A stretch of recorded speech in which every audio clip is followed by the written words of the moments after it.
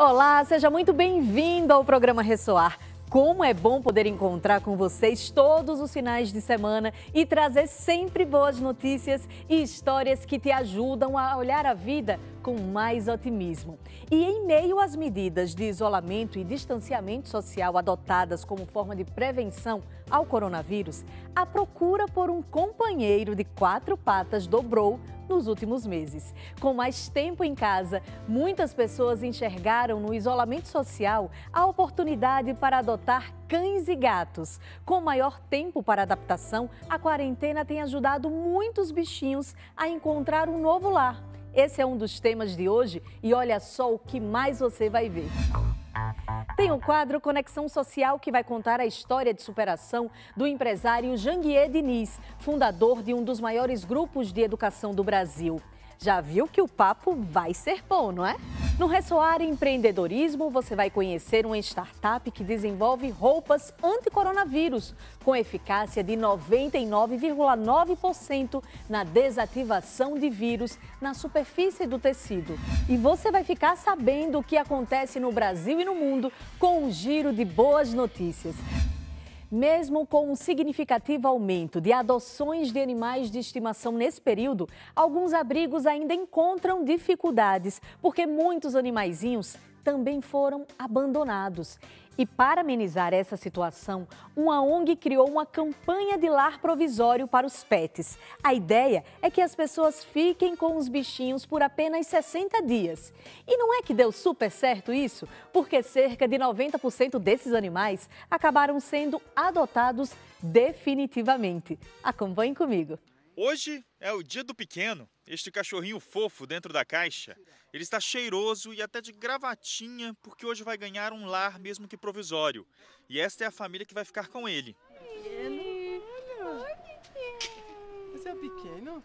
A Mônica, o Guilherme e a Marina, de 3 aninhos, estão ansiosos. E o pequeno fez bonito, logo de entrada. Ai, ele é muito fofo, né? E ele tá um pouquinho... A gente tá se acostumando, se adaptando, mas ele tem um olhar muito carinhoso. Mas esta história não começa aqui. Essa história começa aqui na ONG Recanto Bicho Feliz, em Imbiúna, no interior de São Paulo. Além desses portões aqui estão mais de 280 cães e desde o início da quarentena o local tem enfrentado uma série de dificuldades para se manter. O abrigo funciona há 5 anos e meio e não tem sido nada fácil com esta quarentena. Muitas pessoas que ajudavam o abrigo deixaram de ajudar e também os eventos de adoção. A gente não está podendo mais fazer eventos de adoção e, consequentemente, o número de cachorros adotados também diminuíram. E foi aqui que a gente encontrou o pequeno, ainda sujinho, sem banho, mas já lindo, com essa carinha e o jeitinho todo tímido, ele conquista. O pequeno tem 6 anos, praticamente nasceu no abrigo, mas nunca ganhou uma chance. Agora ele está a caminho do pet shop para tomar um banho daqueles e participar de um projeto novo. A saída encontrada foi lançar uma campanha de lar provisório, incentivar as pessoas que estão em isolamento social a ficar com os bichinhos, mesmo que por pouco tempo. O que faz bem para os animais, mas faz bem também para quem está em quarentena. Afinal de contas, uma boa companhia é um alívio para a ansiedade de quem está preso entre 4 paredes. A Ampara Animal reúne mais de 450 abrigos e ajuda mais de 100 mil cães. Quem aceita receber um cãozinho em casa ganha este kit com ração, sachês, comedor, bebedor, tapetes higiênicos e até brinquedo. Tem que ficar com o cachorrinho por pelo menos 60 dias. A Juliana conta que 90% dos cães que vão para lares provisórios são adotados. Acho que a quarentena e a situação que as pessoas estão agora, né, de terem mais tempo, de estarem em casa e terem mais condições de dar atenção para esse animalzinho, fez com que a gente pensasse que seria o momento ideal de lançar uma campanha e fortalecer essa questão de desafogar os abrigos e de ajudar na socialização dos animais disponíveis para adoção. A Milena já está com o Banzé em casa há 1 mês. Soube do projeto por uma amiga. Ele é este cachorrinho caramelo aí que está fazendo companhia para a cadelinha dela, a Chica. Os dois viraram melhores amigos. Dormem juntos, brincam e dividem tudo, até os petiscos. Você consegue adaptar o animal a viver dentro de casa, aos costumes de uma casa, de viver em família. consegue dar muito carinho para ele, assim como ele também pode dar muito carinho e amor para quem estiver em casa. Então esse tempo de estarem todos juntos é muito importante para o animalzinho que está com vocês. E agora sim, a chegada do pequeno no novo lar, todo lindo e cheiroso. Inicialmente, a intenção da Mônica não é ficar com o pequeno, mas vai que ele tira sorte grande. A ideia é a gente ter lar temporário sempre. Mas e aí se o coração chamar mais alto? Ai, não faz. Nem pergunta. Aí a gente adota um e é lar temporário de outro, né? Agora, alguma dúvida que a estadia dele vai fazer bem por aqui, Marina? Vai. Vai ser uma companhia pra todo mundo. É. Pra mim, pro papai e pra mamãe. Oh, que linda! Mas é claro que essa ideia tinha que dar certo, né? Quem resiste a todo esse amor e carinho que os bichinhos levam para nossa casa? Agora, você aí do outro lado que pensa em ter um animal em definitivo, você quer saber como adotar? Então acompanhe comigo essas dicas. Com as medidas de distanciamento social adotadas nos estados durante a pandemia de coronavírus, ONGs e protetores dos animais afirmam que a procura por adoção de cães e gatos teve um aumento de até 50% no período de quarentena. Muito disso se deve ao aumento de casos de depressão e ansiedade gerados pelas incertezas que a pandemia trouxe para algumas pessoas. Pesquisas mostram que cachorros reduzem estresse, ansiedade e depressão. Além disso, amenizam a solidão e incentivam as pessoas a fazer exercícios. Há evidências de que a pressão sanguínea diminui em donos de cães e que eles desenvolvem menos doenças do coração. Os cães, assim como nós, humanos, são animais sociais, então eles precisam do contato não só com a própria espécie, mas com outras espécies também. Então, nesse momento de pandemia, que a gente está isolado em casa, muitas vezes só com a família, ou algumas pessoas sozinhas, sem mais nenhum outro humano, é muito legal a gente ter um cachorro para fazer essa companhia, para fazer esse momento de interação social. Adotei a Julieta, ela já tem 3 anos e ela foi devolvida. A história que a gente sabe pelo abrigo, ela foi devolvida e eu soube da história dela e resolvi adotá-la. E esse período, um pouquinho antes da pandemia, eu perdi o emprego. Sou eu e o meu marido e ele continuou trabalhando home office. E eu senti que eu queria mais um cachorro. E o Romeu, que é o grandão que eu já tinha, ele também foi adotado. Só que ele foi adotado antes e ele é um cachorro superativo, então ele vai para a creche. A gente não podia mudar a rotina dele. Eu escolhi, na verdade, eu procurei cachorros que estavam para adoção e queria uma cachorrinha que pudesse me fazer companhia. Ter adotado a Julieta no isolamento foi essencial. Porque esse momento de quarentena, de ficar muito tempo em casa, eu estava me sentindo muito ansiosa, né? Eu já sou uma pessoa ansiosa e isso aumentou na quarentena, isso aumentou muito a minha ansiedade. E os meus picos de depressão, que eram controlados, mais controlados, eles passaram a ter uma frequência maior. E foi aí a grande decisão de adotar um outro cachorro, um cachorro que ficasse mais tempo em casa comigo. Meu marido foi o maior apoiador nessa decisão, porque ele via o estado que eu estava. Eu acordava muitas vezes chorando ou deprimida. E a gente acabou adotando ela e isso foi um bem muito grande aqui para nós, né? A Roberta passou a se sentir melhor, a Roberta passou a ter mais tempo com ela, né? Até para comprar vestidinho para ela, que a Roberta gosta muito. Aí comprou um vestidinho rosa, que é a cor que ela gosta, começou a fazer várias coisas que ela gosta assim com a cachorrinha e isso foi muito bom para ela. Adotar um cachorro é sempre um ato maravilhoso, não só para o cachorro, mas principalmente para o ser humano. No caso da Roberta, que estava num processo depressivo, o cachorro pode ajudar bastante, mas a gente não pode considerar o cachorro como única ferramenta para melhorar o estado emocional e também neurológico dessa pessoa. Mas com certeza a alegria de um cachorro, a novidade, principalmente a responsabilidade de ter que lidar com esse cachorro, mas também a ocitocina, que é um neurotransmissor, que a gente diz que é o neurotransmissor da paixão, daquele momento que a gente quer ficar grudadinho, apertadinho, é liberado muito quando o cachorro tá junto. Então agora que juntou Romeu e Julieta, ainda mais com a Roberta, com certeza vai ser um ótimo casamento. O recado que eu dou para quem está pensando em adotar, para quem quer ter um cachorro, é primeiro pensar bem, porque o cachorro ele não é um brinquedo, ele não é um objeto, né, que você pode ficar devolvendo ou fazendo coisas desse tipo. Ele é um ser vivo e exige responsabilidade. Normalmente, quando a gente pensa em ter um cachorro ou um gato, a gente pensa muito na gente, o quanto a gente quer, o quanto a gente deseja esse animal. Mas a gente não pode esquecer que a gente deve olhar para a vida desse animal. Então, quais são as necessidades desse cachorro ou desse gato? Então, se porventura você sabe que depois do isolamento social vai haver a necessidade de passar 8, 10, 12 horas fora de casa, isso não tem que ser refletido somente após a pandemia, mas principalmente antes da adoção. Eu acho que não tem ninguém que esteja passando por um momento fácil durante a pandemia, durante esse isolamento.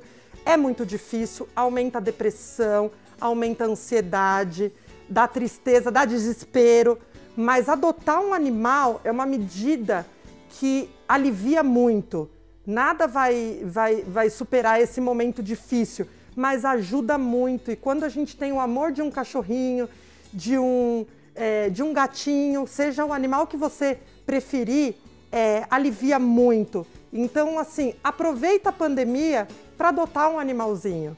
Adote, não compre, adote um animalzinho que precisa de uma família. Vocês serão muito mais felizes.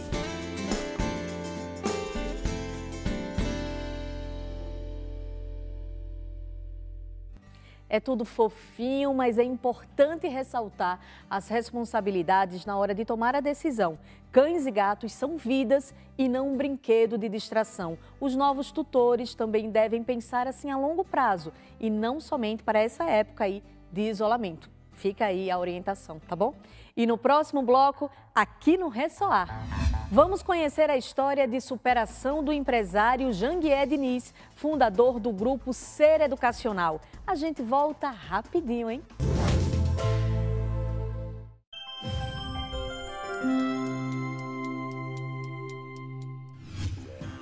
O Instituto Ressoar acredita que o jovem é o maior agente transformador da sociedade.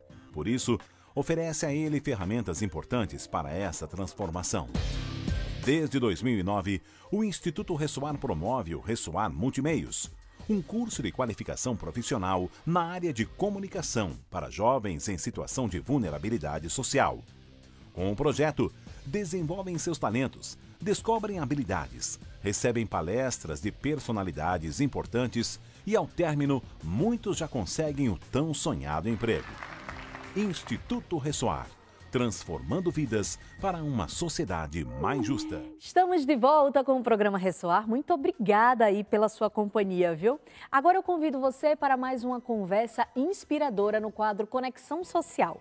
Hoje, a presidente do Instituto Ressoar, Ionice Silva, conversa com Janguié Diniz, que é fundador de um dos maiores centros de educação particular do Brasil.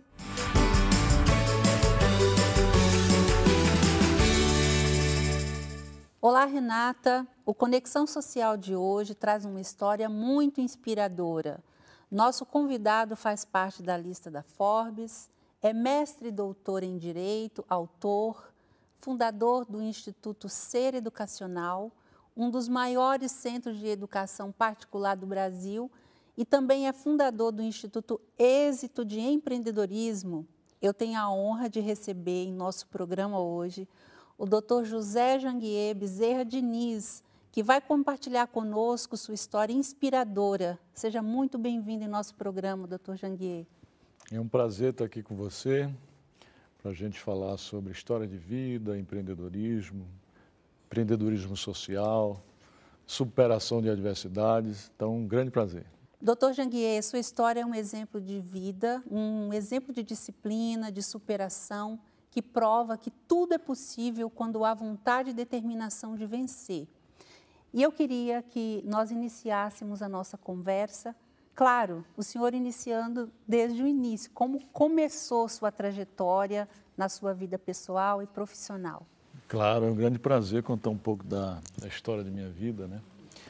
Que é uma história de superação, de muita luta, mas também de muita determinação, de muita disciplina, de muito compromisso, de muito foco, de muita persistência, de muito trabalho, né? Trabalho árduo e extenuante, mas sobretudo de iluminação divina, de muita iluminação divina. Eu costumo dizer que sou iluminado por Deus, né? Mas eu queria começar do começo, né? Eu sou um sertanejo, nascido numa pequena cidade da Paraíba. Eu costumo dizer que não tinha nem no mapa, né? Porque era distrito de Piancó. Piancó na Paraíba, terra de Elba Ramalho, Zé Ramalho.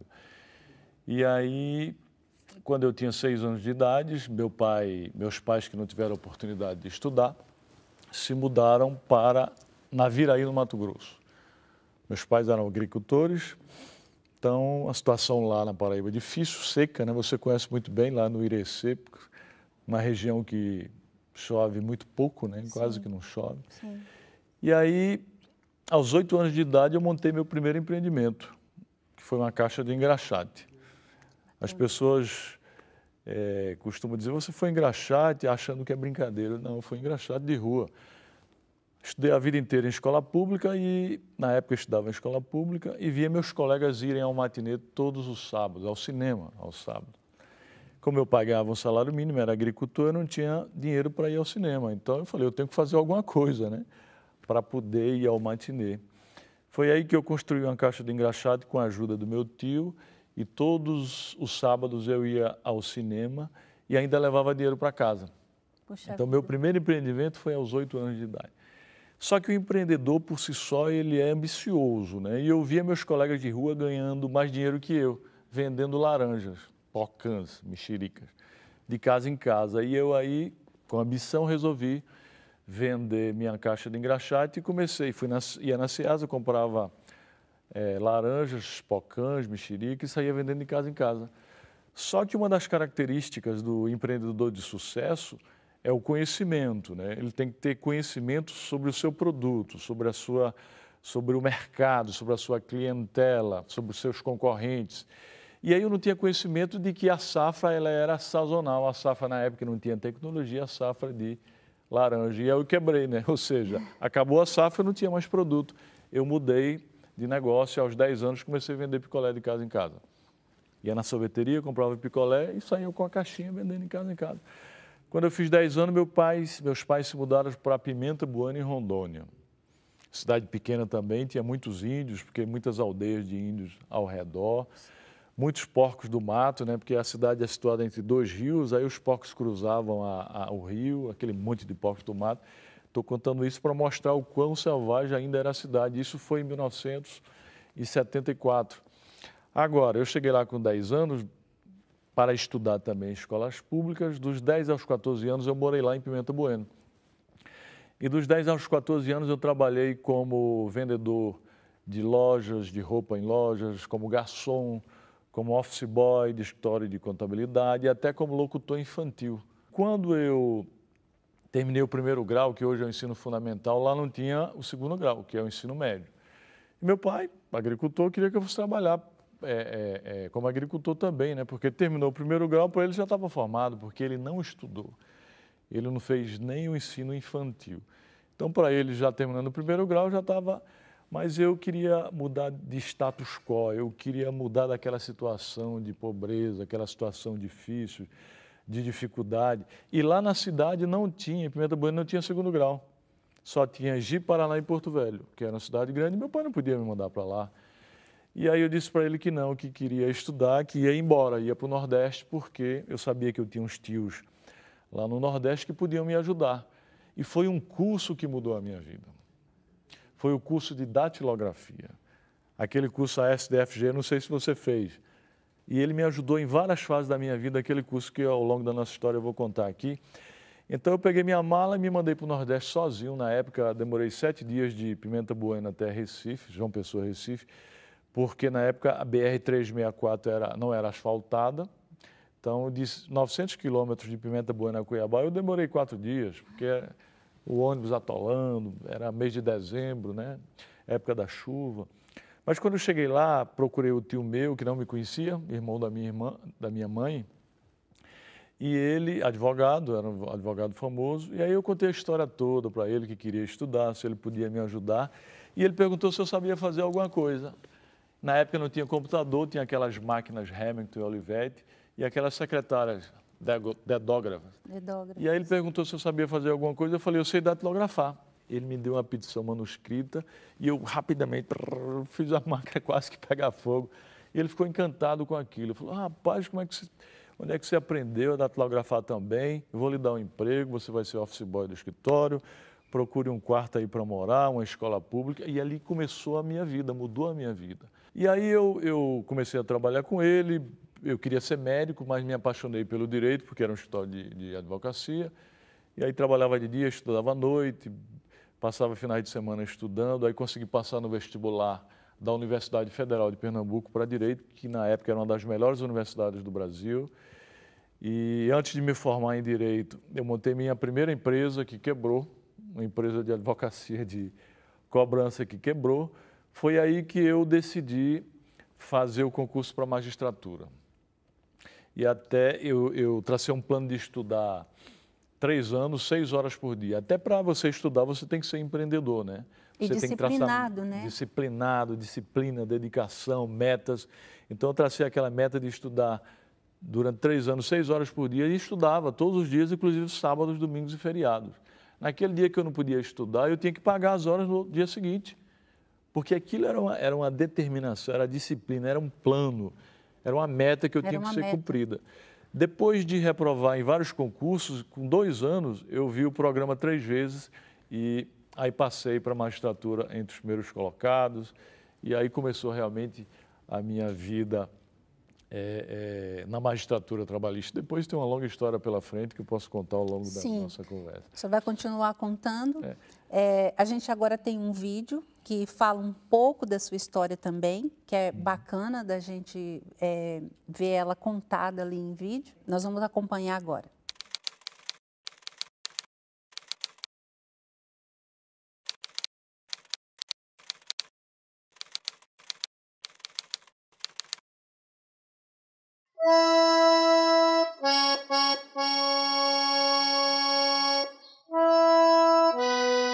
Sou filho mais velho de uma família de 8 irmãos. Sou filho de pais analfabetos, não tiveram oportunidade de estudar. Aos 8 anos de idade eu era engraxate de rua. Eu costumo dizer que esse foi meu primeiro empreendimento, aos 8 anos de idade. Quando eu terminei o primeiro grau, que hoje é o ensino fundamental, lá em Pimenta Bueno, lá não tinha segundo grau, lá não tinha um ensino médio. E aí meu pai não podia me mandar para estudar. Meu pai falou, vamos trabalhar de agricultor, tal, porque era a vida dele, a cultura dele foi aquela. Eu falei, não, eu quero estudar e como aqui não tem segundo grau, eu vou embora para o Nordeste, porque eu sei que lá eu tenho um tio que é advogado, eu vou procurá-lo para ver se ele pode me ajudar. Eu procurei meu tio aqui, que era advogado. Aí ele perguntou se eu sabia fazer alguma coisa. Eu era um menino, né? Eu falei, eu sei datilografar. Como eu tinha feito o curso ASDFG, e aí eu abro um parênteses para dizer que a educação muda a vida, histórias e destinos, e esse curso que mudou a minha vida, meu tio gostou tanto de mim que com poucos dias ele me levou para a casa dele, para morar com ele. E comecei a estudar para fazer o vestibular para Direito. E aí consegui passar no vestibular da Universidade Federal de Pernambuco para Direito. Antes de me formar, eu resolvi montar uma empresa de cobrança, chamada Janguier Cobranças. Comecei a ganhar dinheiro, cheguei a ter mais de 30 pessoas trabalhando para mim. Eu me formei, a empresa começou a ficar difícil. E eu falei, o que eu vou fazer agora na minha vida? Eu falei, agora eu vou ser juiz, vou fazer um concurso para juiz. E aí comecei a estudar. E aí passei de juiz, passei entre os primeiros colocados. Foi aí que eu continuei estudando e fiz o concurso para o Ministério Público do Trabalho. E aí passei entre os primeiros colocados também. Fiz mestrado na Universidade Federal, doutorado. E aí eu fiz o concurso para ser professor da Universidade Federal de Pernambuco, passei também, comecei a assumir. Consegui começar a escrever os meus primeiros livros, hoje já tenho 18 livros escritos. Só que eu tinha o sonho de empreender. Eu montei o meu primeiro empreendimento que teve sucesso, que foi o Birô Jurídico. E aí o negócio começou a crescer. Era um sucesso esse curso e eu tinha alunos até de Manaus, eu recebia alunos do Norte, Nordeste todo. Eu sempre quis criar uma faculdade. Montei os meus primeiros projetos da Faculdade Maurício Nassau. O primeiro prédio do Grupo C Educacional, que é o Bloco A da Faculdade Maurício Nassau, eu comprei fiado.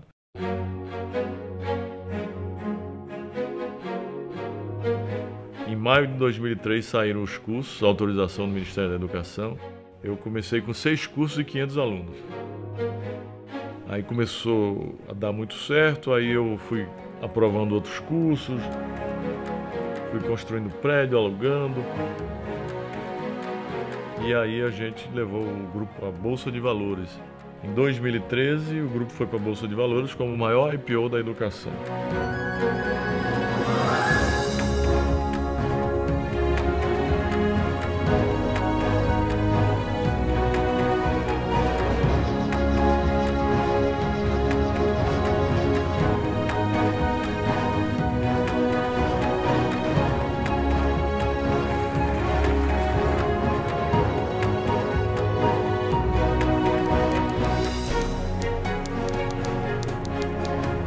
Faz nada sozinho. Você tem que liderar, tem que ser líder, mas você tem que montar equipes, tem que ter um time. Então eu soube fazer time e dentre eles estão os membros da minha família que sempre me ajudaram muito. A gente conseguiu construir o Grupo C Educacional, que hoje é uma realidade muito forte no Brasil, com mais de 60 universidades e faculdades no Brasil. Quase 12 mil colaboradores, 160 mil alunos.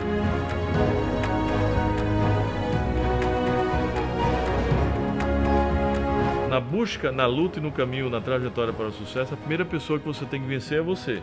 Por quê? Porque você é a única pessoa capaz de desistir dos seus sonhos. Se você vence a você e nunca desiste dos seus sonhos, você com certeza vai alcançar o sucesso.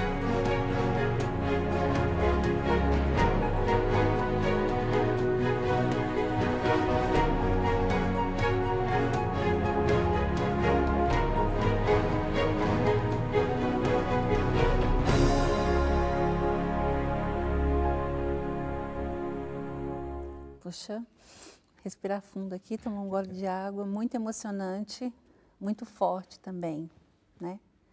É forte. Muito forte, muito bacana. Diante de tudo isso que a gente assistiu, eu queria que o senhor falasse agora quais foram os seus maiores desafios como empreendedor. O sucesso está inexoravelmente vinculado ao fracasso, né? Na garupa do sucesso vem sempre o fracasso.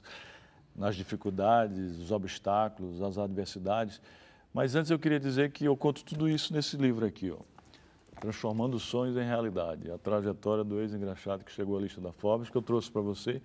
Esse vídeo aí, trouxe outros também aqui, né? Esse vídeo são só 22 agora, eu tinha né? 18, né? Hoje eu tenho 22 livros. Tenho esse aqui também que trouxe presente para você, Axiomas da Prosperidade. Sempre livros que mostram às pessoas que é possível. Não interessa de onde elas venham, o que interessa para onde elas queiram ir. Esse livro aqui, Arte de Empreender, né? Que aqui eu mostro as características, as habilidades, as hard skills, as habilidades técnicas para empreender. E esse que é o último aqui, trouxe para você também, esse que é o último, foi o meu último livro, Inovação em uma Sociedade Disruptiva. Esse é o mais recente. É, o mais recente, né? Onde eu trato desse momento atual, né? Eu costumo dizer que a gente está vivendo numa sociedade que deixou de ser meramente globalizada, mundializante, aldeia global, para se transformar numa sociedade tecnotrônica, tecnológica, digital e disruptiva, onde tudo muda muito rápido, né? Então as pessoas têm que, para sobreviver, para crescer, prosperar nessa sociedade, ela tem que se reinventar diuturnamente. Todos os dias você tem que se reinventar. Quando eu fui fazer o concurso para a magistratura, na época não tinha cursinhos preparatórios bons, né? Tinha aqueles pés de escadas, então eu tive que ser autodidata, foi outra dificuldade. Eu Sem estudava internet, sozinho, né? Não tinha internet na época, outra dificuldade, eu tinha que estudar sozinho. Eu ia nas bibliotecas públicas para estudar, né? À noite, trabalhava de dia na biblioteca para estudar, pegava aquele monte de livro, até livro desatualizado, outra dificuldade. As pessoas pensam que as coisas são fáceis, né? Mas quando eu passei na magistratura, aí eu tive a ideia de montar um cursinho exatamente para superar essas dificuldades das pessoas. E eu criei o cursinho Birô Jurídico, que foi o embrião do Grupo Ser Educacional, o embrião da faculdade. Mas para criar a faculdade e o próprio Birô Jurídico, eu também passei por dificuldade. O Birô Jurídico foi o cursinho que eu criei, que foi o embrião do Grupo Ser Educacional. Porque eu comecei ensinando sozinho, eu ensinava 5 matérias. As pessoas não acreditavam em mim porque eu era um estranho, eu era um alienígena, não era de Pernambuco. Pernambuco existia o tradicionalismo, o coronelismo, aquelas pessoas de famílias tradicionais. Eu vinha de lá e montei um cursinho, depois montei uma faculdade. Para eu criar a faculdade, eu passei 3 anos, eu dei entrada nos projetos em 2000 e passei 3 anos, quase todos os meses, com o meu salário de procurador na época, eu indo a Brasília para dar andamento nos projetos. Passei 3 anos gastando no meu salário, então outra dificuldade. Então as dificuldades foram muitas, né? Em 2003, o senhor criou a Faculdade Maurício de Nassau, em Recife, que você falou, né, que é o embrião do Ser Educacional hoje. E esse é um dos centros de educação maior que a gente conhece ali na região e no Brasil, né? Uhum. Eu queria que você falasse dessa conquista e como é que foi essa transição para você mudar. Você falar, agora então eu vou, porque você batalhou muito para ser juiz, né, para ser procurador. Como é que foi para você mudar e falar, agora eu quero trabalhar só com isso? Pois é, quando eu entrei na magistratura no ano de 1992, fui magistrado por mais de 1 ano, tive a oportunidade de ficar na capital, mas substituindo numa vara cujo titular estava no tribunal, mas quando ele voltasse, eu ia ter que morar no interior, porque o magistrado tem que começar pelo interior. Eu, como passei entre os primeiros colocados, eu tive a oportunidade de ficar na capital 1 ano e pouco nessa vara. Mas se eu fosse morar no interior, eu ia ter que passar muitos anos, e aí eu não ia poder realizar outros sonhos, porque eu tinha sonhos de empreender. Eu queria fazer mestrado, eu queria fazer doutorado, eu queria montar o cursinho Birô Jurídico, queria empreender no empreendimento educacional, eu queria ser professor da Universidade Federal de Pernambuco, eu queria escrever livros, e no interior eu ia ter muito menos oportunidades. Como é que eu morando no interior, como é que eu iria? Você ia voltar, na verdade, tinha vindo do interior? Exatamente, e aí eu pedi exoneração do cargo de magistrado. Era uma loucura na época. Meus colegas, um salário muito bom, graças a Deus, né, na época, e hoje também é bom, que proporcionava estabilidade. Aí meus colegas ficaram, poxa, como é que você vai pedir exoneração? Mas eu também, não era bobo, né? Eu já estava passando no concurso do Ministério Público do Trabalho, que ganhava a mesma coisa e não precisava ir para o interior.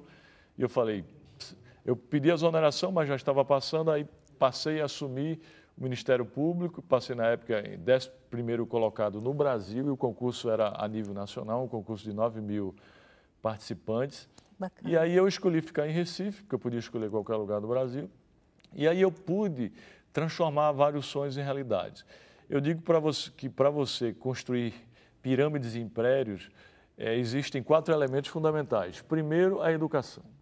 Você quer mudar um país, mudar o mundo, só através da educação, né? Segundo, através do trabalho. Terceiro, através da resiliência. Você tem que ser altamente resiliente, porque a resiliência é a capacidade de você superar as adversidades que vai surgir na sua vida, e todo dia vai surgir. Sim. E, em quarto lugar, o empreendedorismo. Então, eu falei, para eu não quero ter apenas uma vida estável, porque eu já era professor da Universidade Federal, porque quando eu deixei a magistratura, e aí eu tive a oportunidade de estudar, e eu fiz o mestrado, fiz o doutorado, passei no concurso da Universidade Federal, comecei a escrever meus primeiros livros. Mas falando da faculdade, aí eu tive a ideia de criar a faculdade, comecei a ir para Brasília, dei entrada em 2000 nos primeiros projetos, 6 projetos, todo mês eu ia para lá com o meu salário.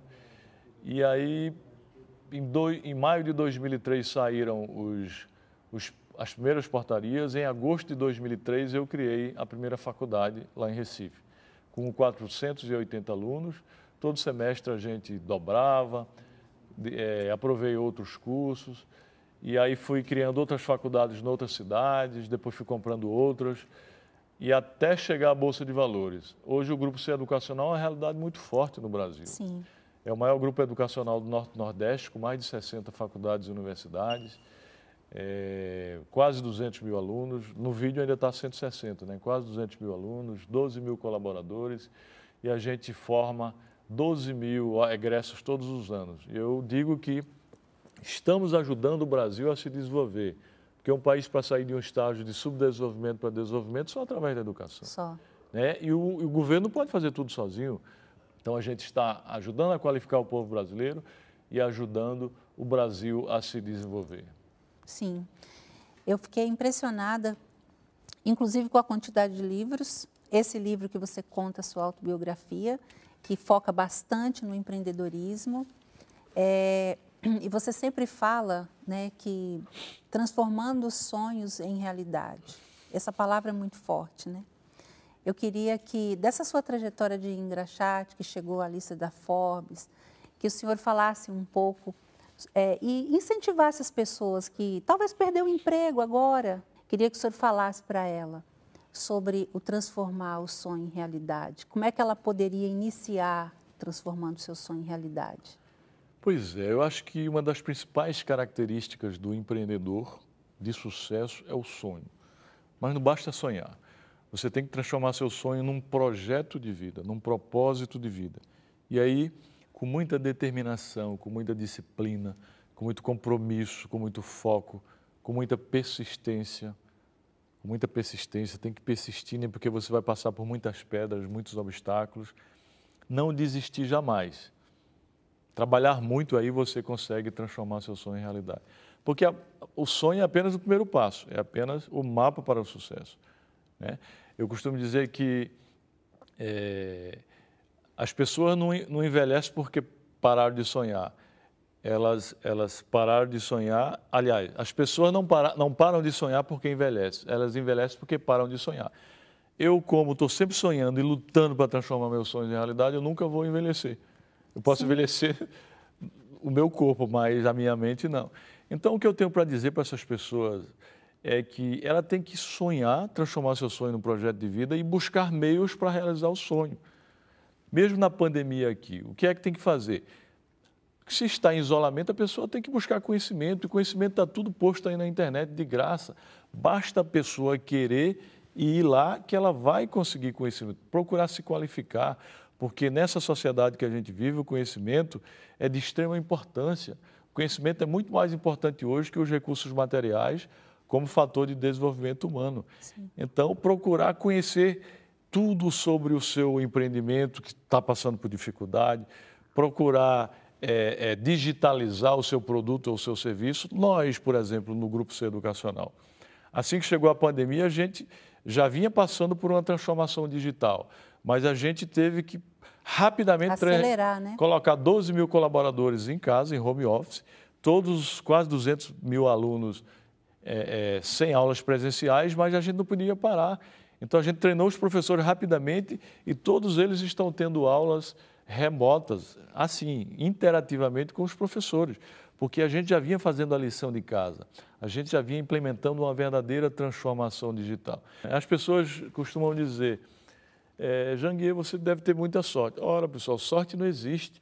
Sorte é a conjugação de conhecimento, preparo, habilidades, competência, ousadia, coragem, determinação, disciplina, compromisso, né? Tudo aquilo que eu sempre falo, né?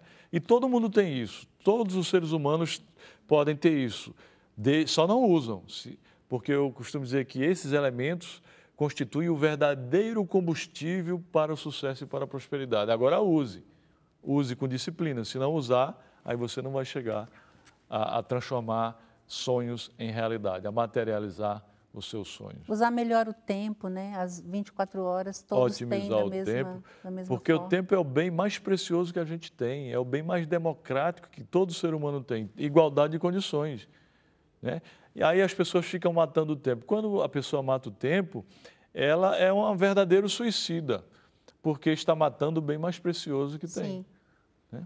E ele é muito democrático porque todos temos as mesmas 24 horas, né? Mesmo 24 horas, cabe à pessoa otimizar da melhor maneira possível o tempo para gerar produtividade. Eu costumo dizer que o dia tem 24 horas, dá para fazer muita coisa. Sim. Você pode trabalhar 12 horas, é o que eu trabalho, 12 a 14 horas. Você pode dormir 6 e ainda sobram 6 horas para namorar, para fazer um monte de coisa. Para estudar. Por que é que as pessoas dizem que não tem tempo? Sim. Para estudar. Porque usa mal, né? Usa mal o tempo, é a otimização. A questão não é a falta de tempo, a questão é a má gestão do tempo. Agora, doutor, eu sei que o senhor também é um investidor social bastante ativo, né?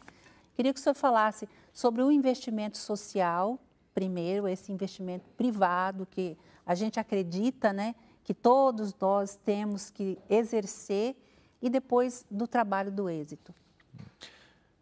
Quero repetir aqui, né, que não interessa de onde a pessoa vem, o que interessa é para onde ela quer ir. Não interessa o que fizeram da gente, o que interessa é que nós vamos fazer com o que fizeram da gente. Fizeram da gente. Com base nesse princípio, com base nesse conceito, com base naqueles 4 elementos, estudo, resiliência, trabalho e empreendedorismo, eu consegui construir várias coisas em minha vida, como foi dito e posto anteriormente. E quando você, até chegar à lista da Forbes, por exemplo. Hoje eu sou membro da seleta lista da Forbes, né? Isso, não estou dizendo isso para me gabar, mas estou dizendo isso para mostrar que é possível. Uma pessoa que era engraxate, filho de pais que não tiveram a oportunidade de estudar, chega lá. Então, isso é uma lição que eu quero passar para todos. É possível. Agora, quando você chega lá, você tem que pensar nos seus propósitos. Porque viver de verdade é viver com propósito. O resto é apenas existir, é sobreviver. Então, você tem que ter um propósito na sua vida. E para você descobrir o seu propósito, você tem que descobrir antes os seus dons, aquilo que você é bom, que você consegue fazer melhor, porque aí que são aquelas suas habilidades inatas e aquelas habilidades adquiridas, aí eu sou bom nisso, então como é que eu posso ajudar as pessoas sendo bom nisso? Foi aí que, há 3 anos, eu acordei certo dia e disse, poxa, a vida não é só trabalhar, não é só estudar, não é só ter sucesso, não é só ganhar dinheiro, você tem que procurar um propósito para ajudar as pessoas. E aí eu decidi criar na minha cidade, onde eu nasci, na cidade de Santana dos Garrotes, o Instituto Janguia Diniz. É uma cidade pequena, de 8.000 habitantes, mas lá eu dou bolsa de estudos nas minhas universidades para todos os jovens que terminaram o ensino médio e não têm condições de pagar. Média de 100 a 200 bolsas por ano, que é uma cidade pequena. E aí a gente já tem centenas de alunos lá e eu vou formar toda a cidade, onde eu nasci. Mas o ano passado, no início do ano passado, de 2019, eu disse, é muito pouco. E isso é um projeto individual meu. Eu quero criar um projeto coletivo, um projeto onde milhares de pessoas possam ajudar milhões de pessoas. Foi aí que eu resolvi convidar 34 empreendedores, grandes empreendedores. Posso citar aqui alguns nomes, como o João Apolinário da Polishop, Cândido Pinheiro da Apivida, Antônio Carbonari Neto, fundador da Anhanguera Educacional, Chaim Zarre do Colégio Concept, Coque, Poeiro Domus, o presidente do Credit Suisse, José Olímpio, e outros inúmeros empreendedores de sucesso, e eles se juntaram a mim e a gente criou em maio de 2019 o Instituto Êxito de Empreendedorismo, para ajudar jovens, especialmente de escolas públicas, através da educação empreendedora, a empreender na vida e nos negócios. Sim. Porque naquele meu livro Arte de Empreender, eu digo que todo mundo nasce com o dom de empreender, uns com menos, outros com mais. Aqueles que são de famílias empreendedoras, esses têm mais oportunidade de empreender. E aqueles que não são como eu, esses têm que ser um verdadeiro superador de adversidade, tem que ser um obstinado. Então, a gente vai ajudar. Quando eu falo jovem, eu digo pessoas de 10 a 100 anos, pessoas que precisam, que não tiveram oportunidade na vida. Que tem vontade de aprender. E vamos ajudar através de uma grande plataforma de cursos online. Nós já temos quase 300 cursos sobre habilidades socioemocionais, sobre habilidades técnicas, não habilidades cognitivas, mas socioemocionais, habilidades técnicas. Vamos ajudar através de mentorias, vamos ajudar através de palestras, motivacionais, inspiracionais, através de vídeos inspiracionais como esse que vocês viram, que está publicado lá na plataforma.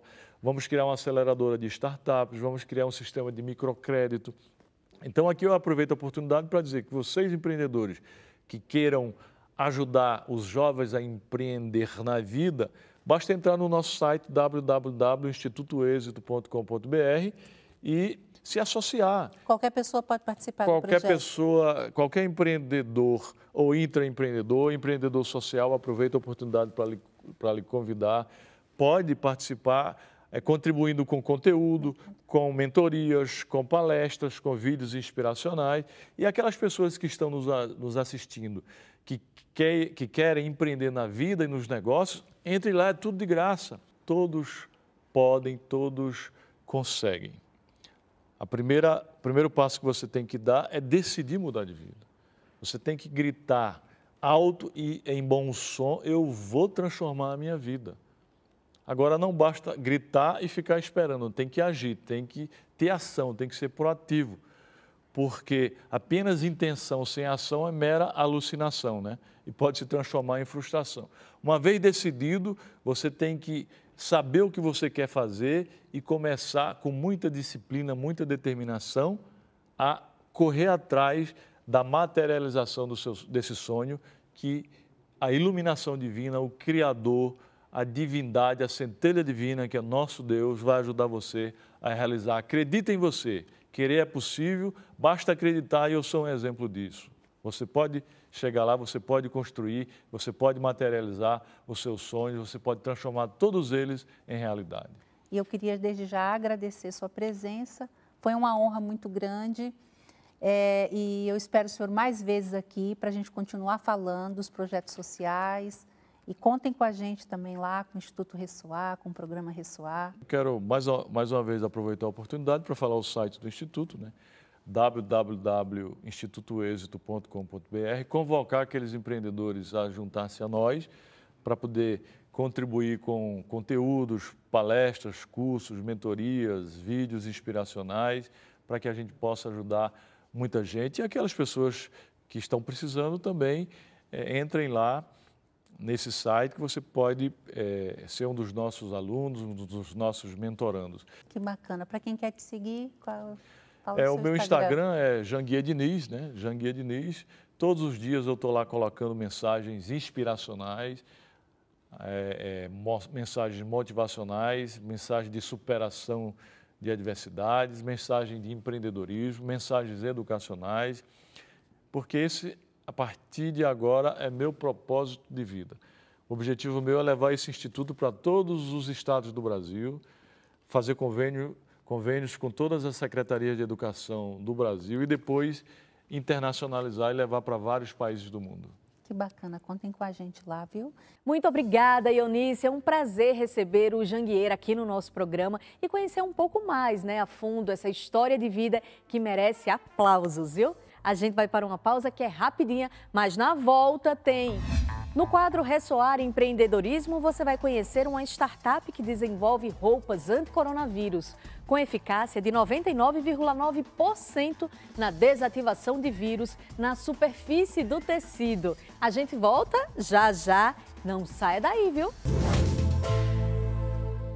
E o programa Ressoar já está de volta, eu espero que você esteja gostando, é sempre feito assim com muito carinho, pensando em você, viu? Chegou a hora do quadro Ressoar Empreendedorismo. Desde o último domingo, estamos mostrando algumas ideias inovadoras que estão fazendo a diferença em tempos difíceis. Na semana passada, exibimos uma reportagem sobre a criação de um capacete de ventilação que pode ajudar no tratamento da Covid-19. Hoje é a vez de mostrar a iniciativa de uma startup que desenvolveu um tecido antiviral usado para confeccionar camisetas e máscaras capaz de acabar com o coronavírus em 5 minutos.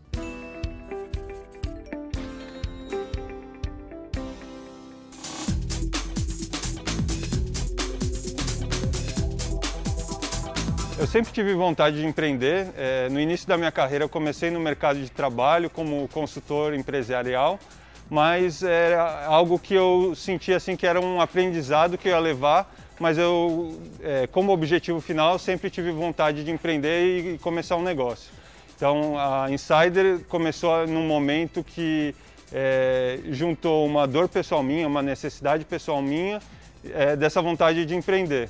Então essas duas coisas me motivaram a começar o business e com isso a gente lançou o primeiro produto.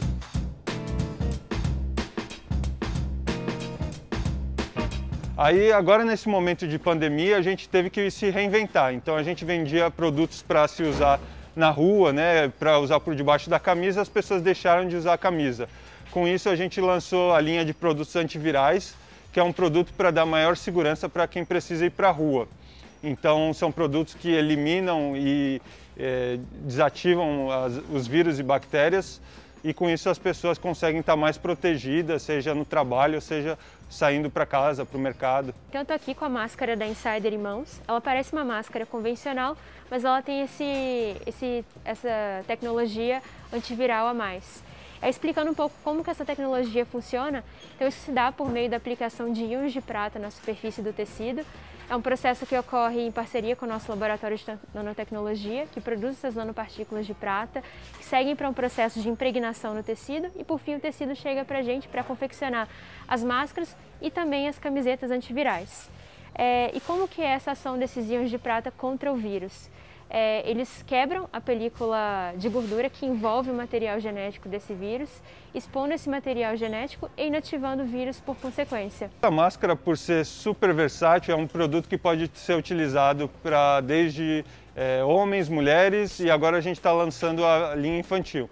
Então é um produto que tem um preço acessível e a gente está desenvolvendo esse produto com a tecnologia de uma forma mais barata possível para que esse produto tenha alcance para diversas pessoas. Quando começou a pandemia, eu resolvi, já que eu sou médico, eu resolvi mudar meu estilo de vestir para me tornar mais prático e no dia a dia. E aí eu fui pesquisar e acabei encontrando essa marca da Insider Store que me chamou a atenção por ser uma camiseta de um tecido bem gostoso. Só tinha aquele tecido antibacteriano que diminuía o odor, facilitava a evaporação do suor. Logo depois surgiu esse tecido com essa tecnologia antiviral, né, que me interessou bastante, né, já que eu sou médico e lido com pacientes que também apresentam síndromes gripais. E até então, tô gostando bastante. Já faz mais de um mês já que eu tô com ela e bastante satisfeito.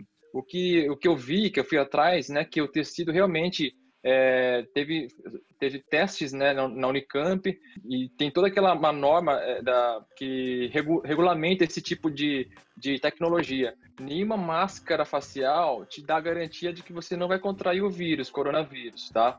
É uma barreira a mais. Aliás, é uma das principais barreiras, um método de prevenção. A utilidade dela maior é que você acaba podendo tocar na máscara sem correr o risco de contaminar com o toque, né? Então essa que é a vantagem. Na Insider a gente vende direto ao consumidor final pelo nosso site, então a gente entrega para todo o Brasil por meio de logística e o nosso site é insiderstore.com.br.